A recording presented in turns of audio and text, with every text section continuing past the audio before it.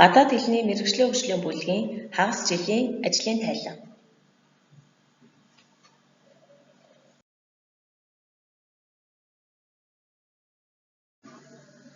Англи хэлний хичээлийн 3-аас 12 дугаар ангид үндэсний хөтөлбөрөөр 22 нэгж, персийн хөтөлбөрөөр 38 нэгж, орос хэлний хичээлээр 24 нэгж хөтөлбөр боловсруулан хичээл сургалтандаа ашиглаж байна.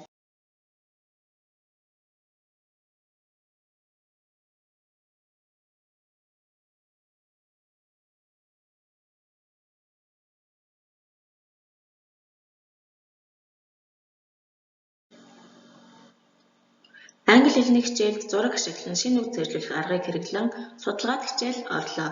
7-гийн БВГ ангиудад.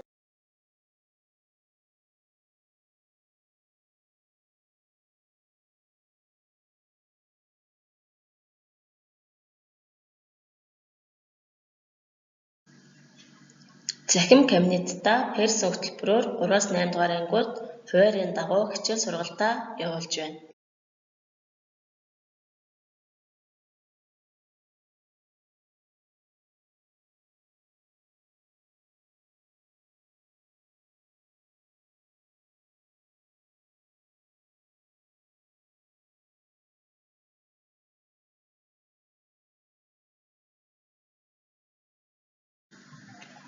Сурагчдын хүсэл сонирхол оролцоог нэмэгдүүлэх зорилгоор англи хэлний цагаан толгойн баяр алтан ах тэмцээнүүдийг зохион байгуулж, мөн уламжлалт олимпиадын нэгэн давааг амжилттай явууллаа.